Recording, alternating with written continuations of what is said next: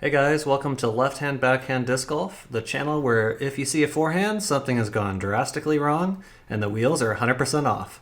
I'm Jake. And I'm Rachel. Providing commentary on round one of the 2024 Blue Ridge Championship, round one at North Cove in Marion, North Carolina. Okay, so we'll start with hole one at the Gorge at North Cove. And it was a really cloudy day. It was super gross. It just wasn't fun.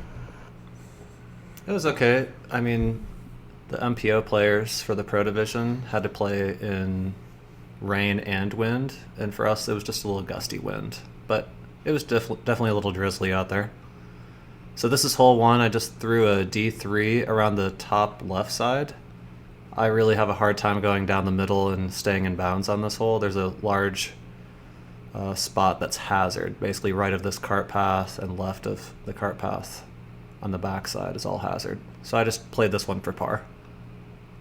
I liked how this one, the basket was in the rocks too. North Cove definitely had some really cool baskets. It definitely makes it tricky if you come in on the short right side. Even a couple people on my card had to putt around or over the rocks. So you really have to be thoughtful about your approach shots on this course. It was just fun to watch all of you guys play, and this took a while to even discuss. Yeah, so Tut there with the gray sweatshirt actually putted and his disc is resting on the basket, but it's also touching the rock. And so there was a lot of discussion around whether or not the rock was helping support the disc. I actually discussed with my card and was wrong on this one. The rules have been updated a couple years ago, and I thought that it said the disc can be supported by the basket only, but it actually just says that if the disc is supported by the basket, then it counts. So ultimately, we talked to the TD after the round, and the ruling counted for that putt, even though it was touching the rock. And it's a good thing you guys took a picture of it too. So you can't actually use pictures as evidence or part of the discussion, but it definitely did help us just to make sure if we needed to look at it ourselves and make the decision on the card. Never mind. But the tournament director can't look at evidence. We can only describe the situation to her. Hole two here, they actually relaxed the out of bounds. There were two holes that they relaxed out of bounds on for the course.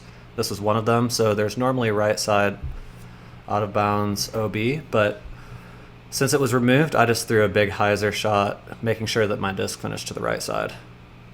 That river was, or creek, whatever it was tricky. It just that's in play on a lot of holes on this course, and it's definitely something to think about. But at least you avoided it. Yep. Par. Started out with a couple of pars. I actually thought that I birdied that hole. It was in the scoring as a par 4, and so I thought that I took a birdie, but it was updated later on to be a par 3. Hole 3. I don't know where the basket is. There's a lot of OB on this hole. The left side across the path, the right side across those rocks. The basket is up in that golf green on the left side, and if you don't, it's a golf bunker. If you don't land inside the bunker, then you're out of bounds, and you have to go to a drop zone. This one I just didn't put enough on it, left it short and right, so I'll be moving to the drop zone. That drop zone is kind of difficult too. It is. If you really run the putt, you risk going out of bounds again if it skips off the top of the basket. You can just see the painted line there around the green. So I was actually having a little bit of a hard time with controlling my angles in the round, so I decided to disc down to fairway driver there instead of my typical plan, and then I left myself on this left side. And as you can see, it's really, really ugly. There's not any gaps in there that you can really throw through. If I pitched out on the right side, I was basically conceding a bogey, and there was a little lane down the left side that I was eyeing up. I grabbed my berg here for the approach shot, smacked the tree, and away we go. Oh. As I was filming this, I thought, I know all those times when Jomez is filming and there's a disc you have to get out of the way. This is interesting. And lo and behold, that's what happened on this hole. And I dodged the disc, saved my camera, forgot to move the cart. Yeah. There was just a lot happening. There wasn't much time to react. And for those who don't know, if that actually hits the cart, then whoever's cart it is would take a penalty stroke. And since it was my cart, that would have been a penalty stroke on me. And So do you think... if it hits my caddy or filmer, as Rachel was filming, then same thing. It would have been a penalty stroke on me. Go ahead. Did you... Where the disc is now, did that put you in a better position? Nope, it's worse. It's worse. It does let me go up this right side a little bit better, but I'm still conceding. Now I'm conceding double bogey unless I have a really long putt. Okay. And there's another rock right in front of the basket. I'm probably 45 feet out here. It looks a little bit closer than it actually is on camera. And just wanted to give it a run, give it a step putt. Just glanced off the band. So unfortunately, after a par start, I'm now 3 over through the first 4 holes. Definitely not how I wanted to start an A-tier 3-round tournament. And now it's hole 5. 629 feet. Did it feel like that long? I'd say it plays a little shorter just because you can really rip a drive as far as you can. I think my drive was about 340 feet, not as long as I wanted, but it still puts me in position to maybe go for the birdie here. I just threw a safe shot over the small trees on the left, trying to get maybe inside circle 2, try and give myself a look. You seem pretty close now. Yep, this one's about 38 feet away. Tried another step putt, just short. I was really hoping to be only 1 over through the first 5 holes. That was the game plan. And unfortunately, just wasn't putting myself in a good position. Hole 6. Rocks in front of the tee pad this time instead of the basket. Basket's on a little knoll, and it's a really tricky green. This is an island, so if you don't make the island, you have to go to a drop zone. And you can't see it here, but it really slopes off behind the green. If I was 1 over like I wanted to be here, I probably would have laid this up. But considering my position and knowing that I had a bad start, I was feeling the pressure to try and get a birdie. Step. And this one worked out. Yeah, that Made was the a putt. really nice putt to watch. That was a risk because if it would have missed, then I probably would have been 30, 35 feet, maybe even rolling out of bounds on the backside of the green. It was just hard. It was just a rough hole.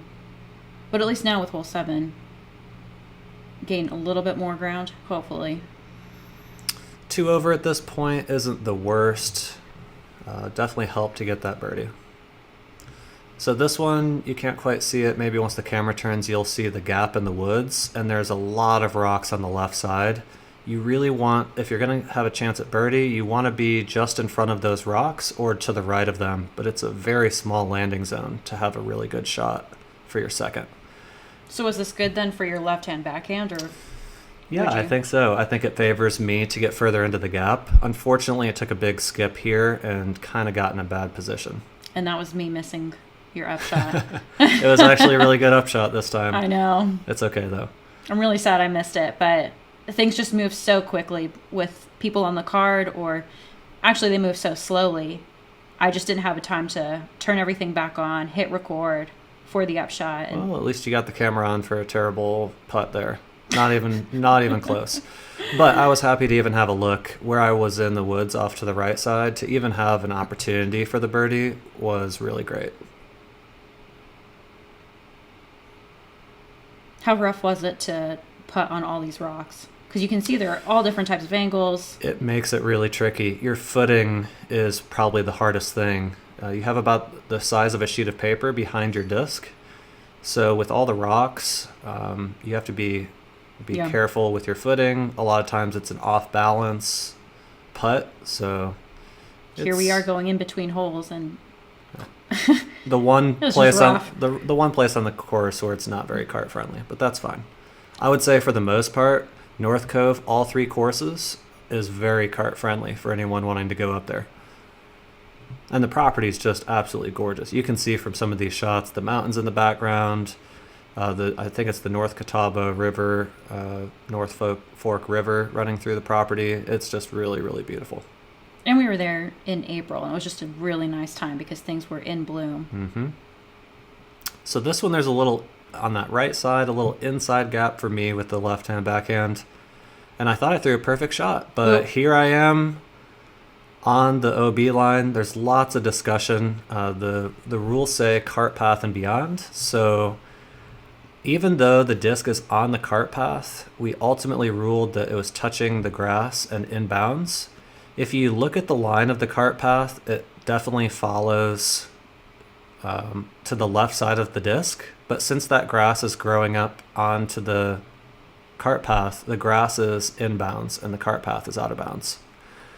You guys spent a lot of time talking about this one. It took a long discussion, and it was really weird because I was actually feeling like it was out of bounds, and my card mates thought it was inbounds, and it felt really weird arguing against myself for my benefit. But just with the line there, until I actually ended up pulling back the grass, I'm not sure if we're going to see it here or not, but we ended up digging a little bit, and the cart path actually went another 6 inches under the grass.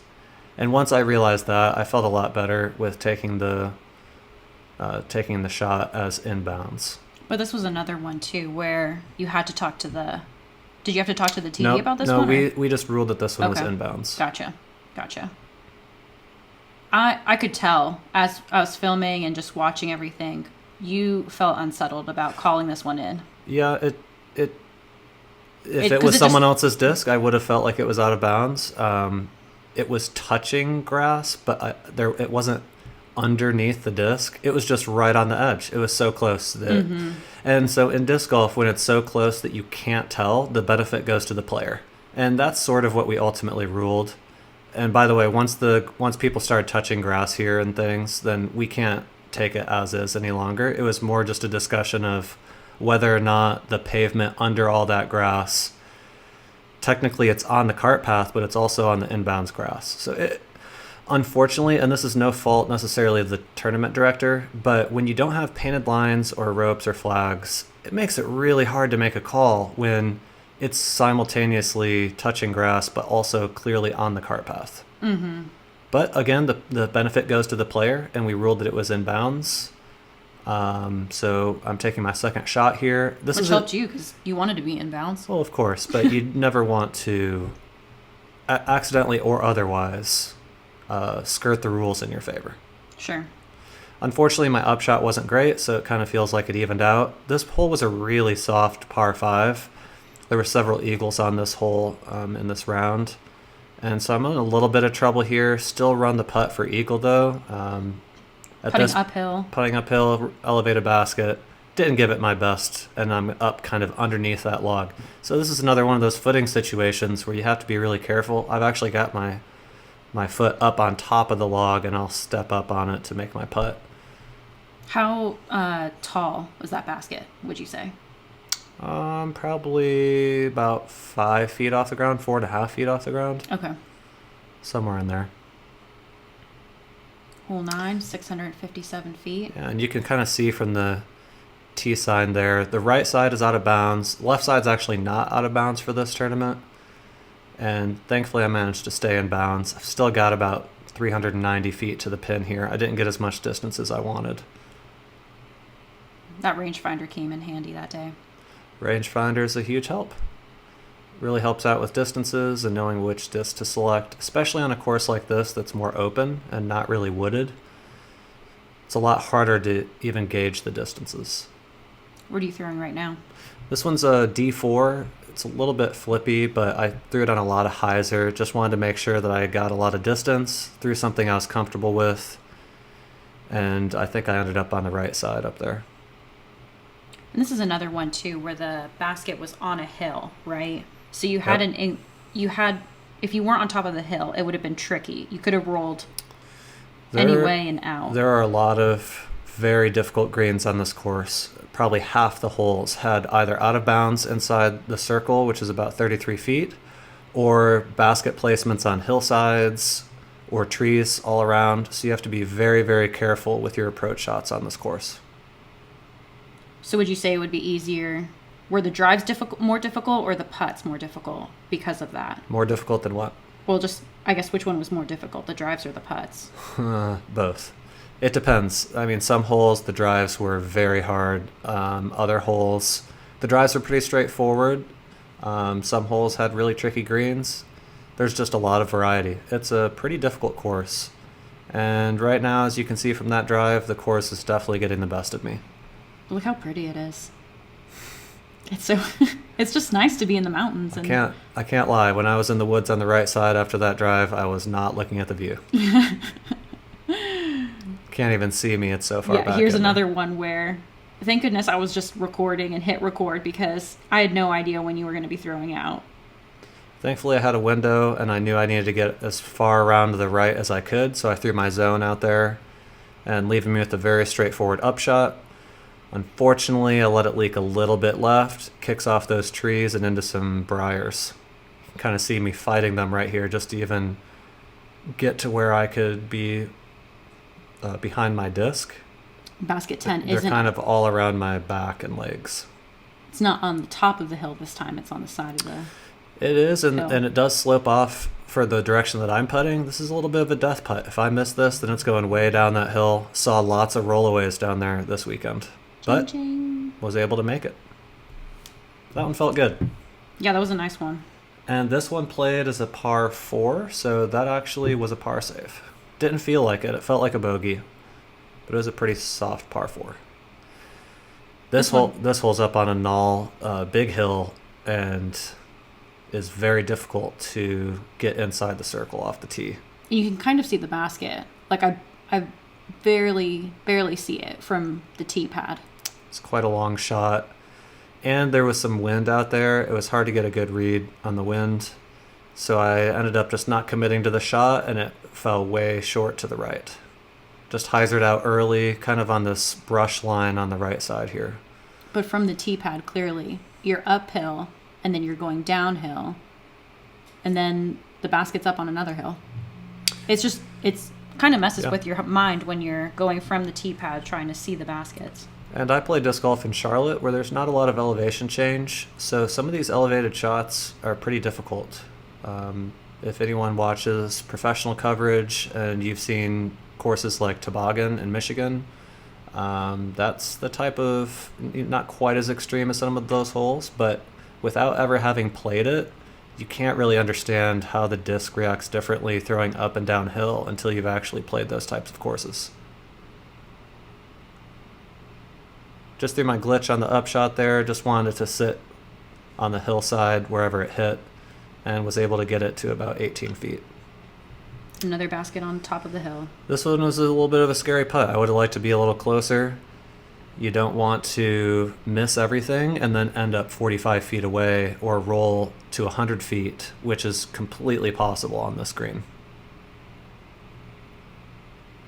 I think that got into a lot of players' heads too. Yeah, even that shot there by my card mate just barely missed, and I think that was Javen. He was a really good putter, but it's intimidating when you're putting uphill knowing that if you miss, it's going to go who knows where.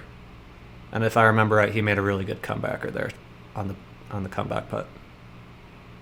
You just kind of hold your breath and hope for the best. Mm-hmm. Now here at hole 12. Yeah, we were just discussing a little bit there about the sand traps, whether or not they're hazard. It wasn't on the PDGA Live scoring, but we were told by the tournament director before the tournament, anything that's not marked or anything that's painted for sand traps are hazard. Barely stayed in bounds. That was not a good shot. I split those trees in the middle. Trying to get a wind read here with the grass. Now North Cove this layout or course used to be a disc course. A golf course. Golf course. Yep, regular golf, as people say, or real golf. Real golf, ball golf. So that's why you have all of the hazards, the sand traps. That's why it's in play now while you're playing disc golf. As you can see from my reaction, there's a little bit of a headwind that turned over past the cart path. Thankfully, I got the disc back, but that would be an OB stroke. So unfortunately, that means that I'm actually throwing my fourth shot here on a par 5.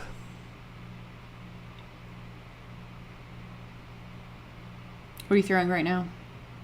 This one's a first run D3. It's a pretty stable disc, so I was throwing it on some hyzer, and it flipped up into that headwind and just went laser straight up to that curve. Oof. Yeah, I was not happy about that. You don't ever want to throw out of bounds twice in a row. because now you're just bleeding strokes. Yeah. This So one's on the side of the hill. this is my 6th shot thanks to 2 out-of-bounds strokes, even though it's actually my 4th throw of the hole. Actually, 3rd. Yeah, 4th throw of the hole.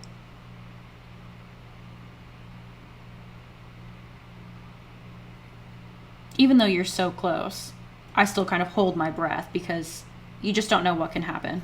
If you hit band or cage there, it could roll back 60 feet. Yeah. And when you're bleeding, you don't want to make the wound worse. Yeah, for sure. Hole 13, 299 feet. This seemed to be one of the shorter holes. It's one of the shorter holes, but I can pretty much guarantee you it played well over par. Yeah. As you can see, I kick way left. It's a very narrow gap.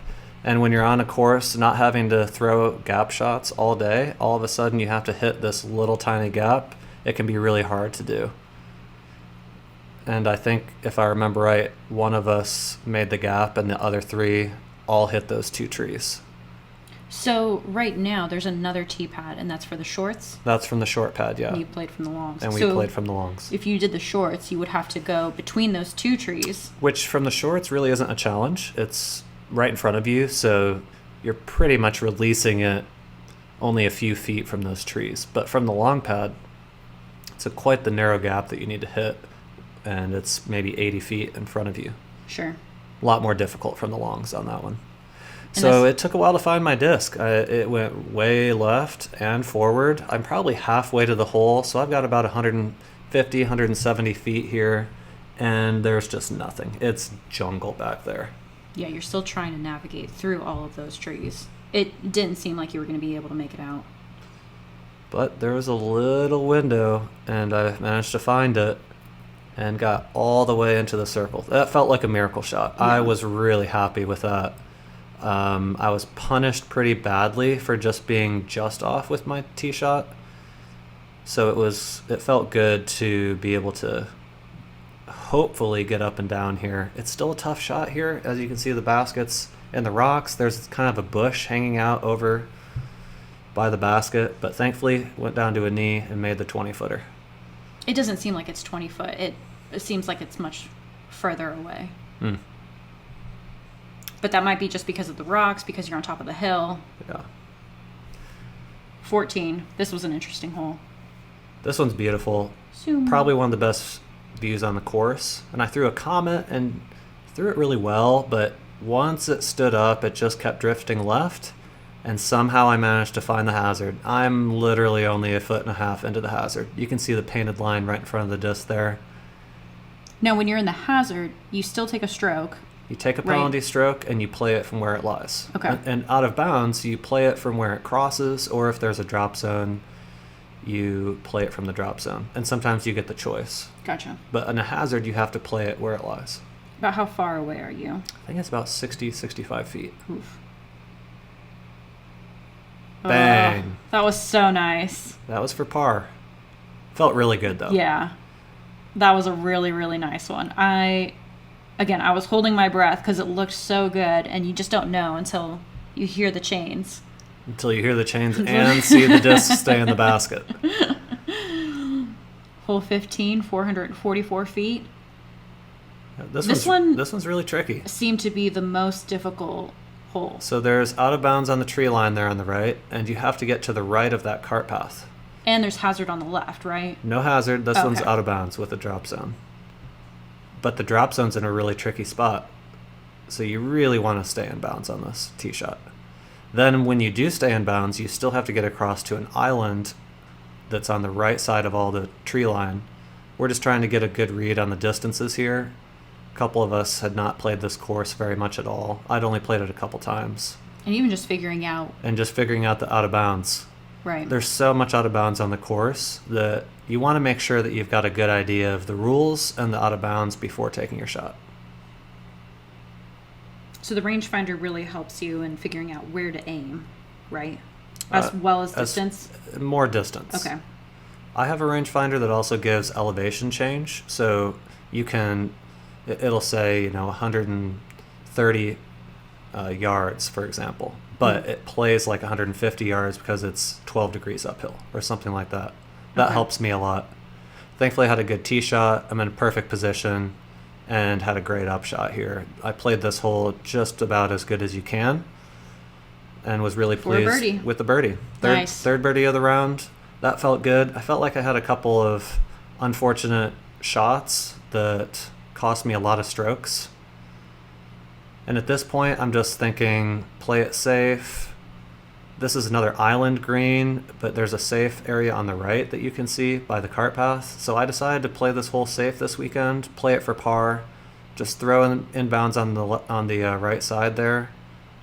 Unfortunately, the wind picked up my putter out of my hand. It bounced it up in the air, and then it skipped out of bounds. You threw a putter? Yep, threw a putter on this one. All I wanted to do is get 200 feet, stay in bounds, but unfortunately I went out, so I'm proceeding to the drop zone on the bridge there. That was an interesting drop zone, to be on a bridge. Yeah, it's a really hard drop zone. You pretty much have no shot at saving par. This is actually something you're seeing more and more on the Pro Tour, where they're placing drop zones where if you want to run the putt here, you really risk going out of bounds. And it was hard. I feel like it's hard to be drop zone on a bridge because you can't run up to where you want to throw. Yeah, most people aren't going to be running up there anyway, but there is the potential to jump putt, but with the bridge railing right there, you can't jump putt that. I didn't see anybody run this putt all weekend. Everyone was laying up. And that's where I think if I had one criticism for the course, some of the drop zones were pretty punishing, really forcing you to take bogey at best. And it didn't bring any choice into play. For the most part, everyone knew, okay, from the drop zone, you just try and lay up. And it looks like the basket's an elevated basket, too. It is. How high do you think that one was? Probably 6.5 feet. It was up by my head, maybe 6 feet. Yeah. So you guys have to throw. Hopefully you don't get into the water. Hopefully you stay in bounds. And there's a rope there by one of my card mates' discs, Javen. And unfortunately, he would have been in bounds. You could see where the peg had come out. But since the rope was the OB line, and the rope was now below his disc on the hillside, that was ruled out of bounds. Really, So much out of really bounds. unfortunate break for him. And the out of bounds here is basically the water and a rope line right where we are. So inside the circle, you could be inside the circle and still be out of bounds. Makes it a really tough green to park. You're either birdie or bogey, and that's why I decided to play it for par. And know that I probably wouldn't be birdieing this hole, so if I par it, then I pick up strokes on all the people that bogey. So Tut there, interesting story about him. He actually threw his disc in the water on hole 2, and the poor guy smacked his toes on a rock, and we think he broke a couple of his toes. So he was a soldier. He just managed to get through the whole round, but felt bad for him that he hurt his foot so early in the round in a 3-round tournament, round 1, day 1. To be in that much pain on hole 2. Yeah, he was hurting. So he was a trooper and didn't let it affect him or be negative about it, but you could tell he was hurting. Here on hole 17, trying to figure out if you're inbounds and hazard. That was the tough thing of the day for me, was just figuring out where the hazard was. This one is an old golf green, not a bunker, so this one was inbounds. This one I decided to throw a putter on my upshot. There was a little bit of a headwind, and so I just wanted to make sure that I could get inside the circle, get a good look at birdie.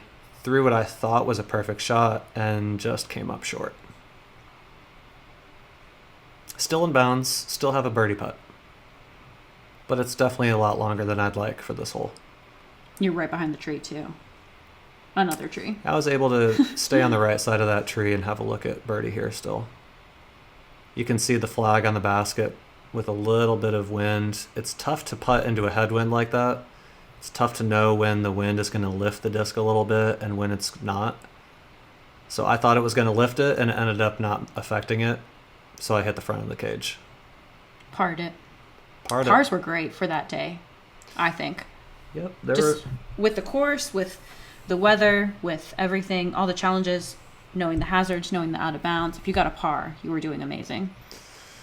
Didn't feel that way, but that's probably true. There were definitely some people shredding the course, and I think there were hot round for MA1, maybe with 6 under or something like that. Yeah, 6 under, I believe. So there were definitely people that were playing well.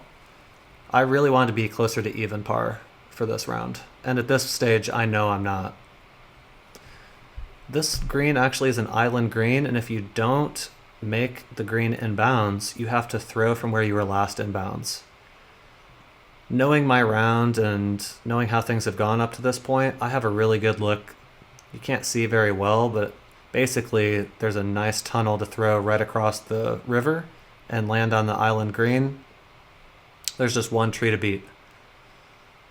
Only one. Yeah, guess what's about to happen?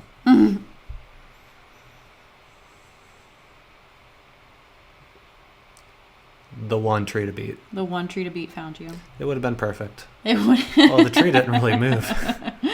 So now I have to go where I crossed out, and I just pitch up and take my bogey, I believe. And here I'm searching for your disc, helping you try to search for it. You end up leaving, going to finish off the round, or the shots and stuff, and I find your disc.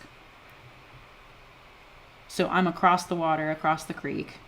Everybody's finishing up, and it just seemed like it was a challenge. It was a challenge. Definitely relieving to finish off. Disappointing way to finish the round. I did not want to finish with a bogey there.